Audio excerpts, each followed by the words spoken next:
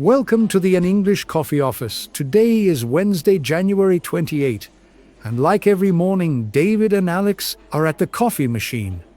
Morning, Alex. Please tell me this machine isn't out of order again. Good morning, David. It is working, but it is making a very suspicious grinding noise. As long as it produces something with caffeine, I am willing to take the risk. That is the spirit. How is your week going so far? It is a marathon, honestly. I have 3 client meetings back-to-back later. The end of the month is always intense for sales, isn't it? You know it. I need to hit those cone targets, or my boss will have my head. Well, grab your cup quickly before the machine decides to quit. Done. So, did you see the front page of the Boston Globe this morning? I skimmed the headlines. Are you talking about the transportation piece? Exactly. The Northeast Hyperloop is finally official. I saw that. They successfully ran the first passenger test from Boston to New York. 45 minutes, Alex. Can you imagine? It sounds incredible, but also a little terrifying. Terrifying? It is the future. No more 4-hour train rides or dealing with airport security. I just worry about the G-force. The article said they hit speeds of 600 miles per hour. They said the dampeners make it feel like a smooth elevator ride. I will believe it when I see it. Or feel it, I guess. Think about the efficiency for business trips. I could do a lunch meeting in Manhattan and be back for dinner. That is true. It would completely change the logistics of our client visits. The article mentioned tickets are going to start at $150. That is actually competitive with the Acela train, considering the time you save. Exactly. I am already drafting an email to finance to approve it for my next trip. You would be the first one to volunteer as a guinea pig. Someone has to be a pioneer. It is 2026, we should be moving faster. I suppose you are right. Though the infrastructure costs mentioned were astronomical.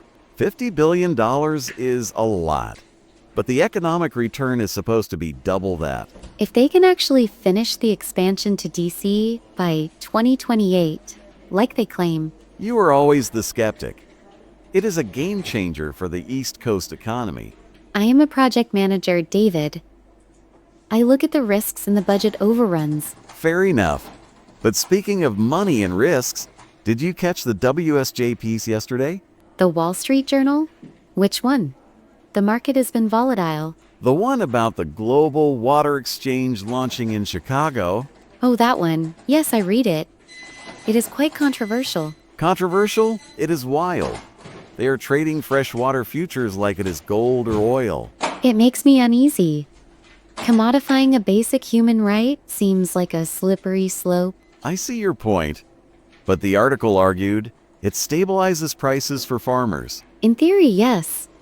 But it also allows hedge funds to bet on droughts. That is the dark side of it. But with the shortages in the West, they needed a system. The article mentioned that 3 major agricultural firms have already bought 40% of the contracts. That is the statistic that blew my mind. 40%. It consolidates so much power in just a few hands. But look at it from a business angle. It creates a predictable cost model for supply chains. Sure, for the big corporations. But what about small towns in Arizona or Nevada? The regulators are supposed to cap the price for municipal use. Supposed to. We know how those loopholes work in practice. You are such a cynic today. I thought it was a fascinating economic shift. It is definitely a shift. It marks a new era of resource scarcity management. Well, as long as they do not start charging us $10 for this coffee water. Give it time, David. Give it time. Don't joke about that. My caffeine budget is already stretched thin. Speaking of budgets and costs, did you see the New York Times article on education? The one about the real-world education bill. I sent that to my sister immediately. It passed the Senate yesterday. It is going to change high schools completely. I wish they had that when I was a kid. Getting credit for working? It is not just working.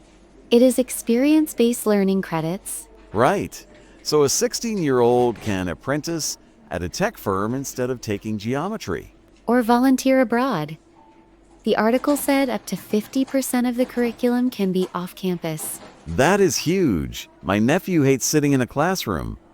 He is great with his hands, though. It definitely benefits students who are not purely academic. But the article mentioned some pushback from the Ivy League colleges. Of course.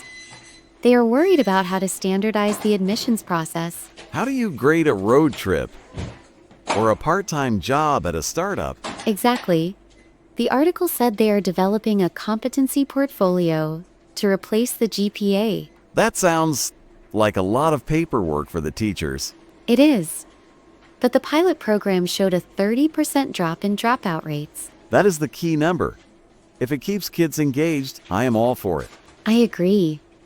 It prepares them for the actual workforce, not just test taking. I mean, how often do you use calculus in your project management? Rarely. But I use critical thinking every day. And you can learn critical thinking by managing a shift at a busy restaurant. Touché. That is actually a very valid point. See? I have my moments of wisdom between the sales pitches. It is an interesting shift in society. We are valuing skills over credentials again. It is about time. The degree inflation was getting out of control. The article did say that companies will need to step up and offer these internships. I would take an intern. As long as they can make better coffee than this machine. You are obsessed with the coffee quality today. It is the fuel of the sales engine, Alex. Without it, I am just a guy in a suit. Well, the engine better start running. We have been chatting for 15 minutes. Oops, you were right. I have to prep for that 10 a.m. call. Good luck with the targets. Do not promise them the Hyperloop just yet. I make no guarantees. Have a good one, Alex. You too, David. See you at lunch, maybe? If I survive the morning, absolutely. Time to get to work. Don't forget to subscribe and practice your English every day. You'll see how it just keeps getting better and better. See you tomorrow. Hope you have a fantastic day.